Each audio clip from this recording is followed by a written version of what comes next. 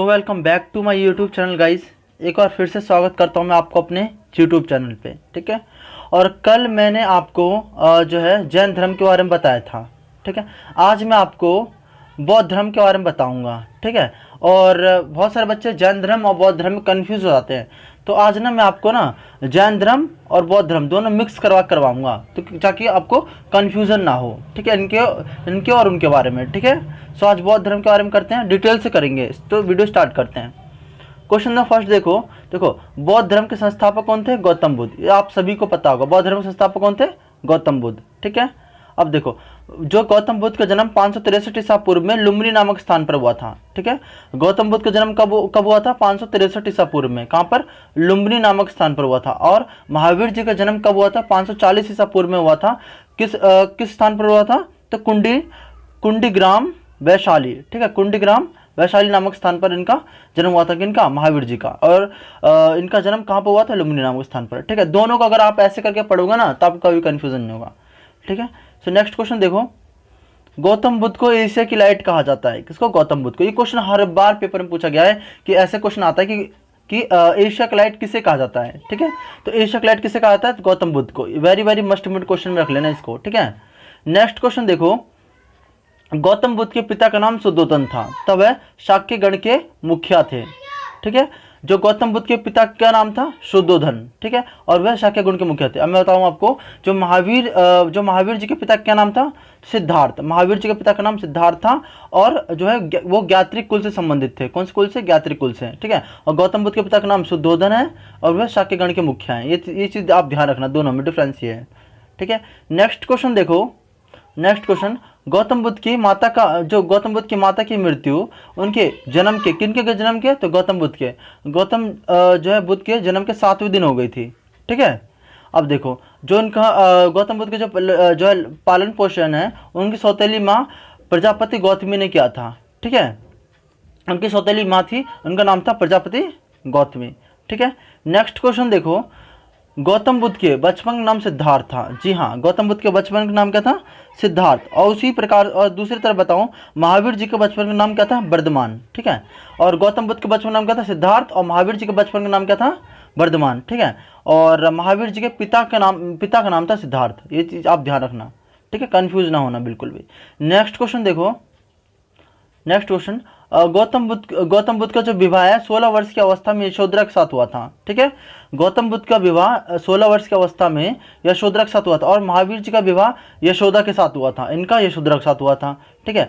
और इनको एक पुत्र की प्राप्ति हुई थी जिनका नाम राहुल था, ठीक है। गौतम बुद्ध को एक पुत्र की प्राप्ति हुई थी जिनका नाम क्या था? राहुल। और उनको एक पुत्री की प्राप्ति हुई थी, महावीर जी को एक पुत्री की प्राप्ति हुई थी जिनका नाम था प्रियदर्शिका या फिर प्रियदर्शनी, जो भी ऑप्शन में आ जाए आपके, ठीक है। सो नेक्स्ट क्वेश्चन देखो, अब गौतम बुद्ध ने 29 वर्ष की अवस्था में अपना गृह त्याग किया था, ठीक है। गौतम बुद्ध ने 29 वर्ष की अवस्था में अपना गृह त्याग किया, और महावीर जी ने 30 वर्ष की अवस्था में अपना गृह त्याग किया था, ठीक है। नेक्स्ट को अब देखो, जिसे बौद्ध धर्म में महाभिनिष्क्रमण कहा जाता है। जब इन्होंने अपना गृह त्याग किया जो है गौतम बुद्ध ने, तो बौद्ध धर्म में इसको महाभिनिष्क्रमण कहा गया, ठीक है। ध्यान रखना, ये very very must important question है। ये हर बार पेपर में गौतम बुद्ध के बारे में पूछा गया, लगा लो कन्फर्म इसके बारे में, तो एक ना क्वेश्चन ये उठा ही लेंगे, ठीक है। नेक्स्ट क्वेश्चन देखो, गौतम बुद्ध को 35 वर्ष की अवस्था में, ठीक है, पीपल के पेड़ के नीचे, ठीक है, बैसाख पूर्णिमा की रात निरंजना नदी के किनारे उन्हें ज्ञान की प्राप्ति हुई थी, ठीक है। एक बार फिर से देख लो, गौतम बुद्ध को 35 वर्ष की अवस्था में, ठीक है, पीपल के पेड़ के नीचे बैसाख पूर्णिमा की रात को, ठीक है, और कौन सी नदी? निरंजना नदी के किनारे उन्हें ज्ञान की प्राप्ति हुई थी। उसी दूसरी तरफ बताऊं मैं आपको, जो अपने महावीर जी हैं, महावीर जी को 42 साल की यानी 30 वर्ष की अवस्था में उन्होंने जो अपना गृह त्याग किया था, 12 वर्ष बाद उन्हें ज्ञान की प्राप्ति, यानी कि 42 वर्ष की उम्र में उन्हें ज्ञान की प्राप्ति हुई थी, है ना। और कौन से वृक्ष के नीचे? साल के वृक्ष के नीचे। इन्हें हुई पीपल के पेड़ वृक्ष के नीचे, और उन्हें हुई थी साल के वृक्ष के नीचे, ठीक है, साल के वृक्ष के नीचे उन्हें। और जो है इन्हें हुई थी निरंजना नदी किनारे, और उन्हें हुई थी रिजुपालिका नदी के किनारे, ठीक है। रिजुपालिका नदी किनारे उन्हें ज्ञान की प्राप्ति हुई थी। ध्यान रखना, very very must important question बता रहा हूं मैं आपको, ठीक है। नेक्स्ट क्वेश्चन देखो, गौतम बुद्ध ने अपना पहला उपदेश सारनाथ में पाली भाषा में दिया था, ठीक है। गौतम बुद्ध ने अपना पहला उपदेश कहाँ पे दिया था, तो सारनाथ में दिया था, पाली भाषा में। लेकिन वहीं दूसरी तरफ मैं बताऊँ, महावीर जी ने अपना पहला उपदेश राजगृह में दिया था। कहाँ दिया था, राजगृह में। कौन सी भाषा में, तो प्राकृतिक भाषा में, ठीक है। नेक्स्ट क्वेश्चन देखो, जब इन्होंने गौतम बुद्ध ने अपना जब पहला उपदेश दिया था पाली भाषा में, तो उसे बौद्ध ग्रंथ में उसे धर्मचक्र परिवर्तन कहा जाता है। क्या कहा जाता है, धर्मचक्र परिवर्तन, ठीक है। जब इन्होंने अपना गृह त्याग किया था तो धर्म क्या कहा था, धर्म विनिष्कर्मण, ठीक है। और जब इन्होंने अपना जो है पहला अपना उपदेश दिया तो उसको धर्मचक्र परिवर्तन कहा जाता है, ठीक है।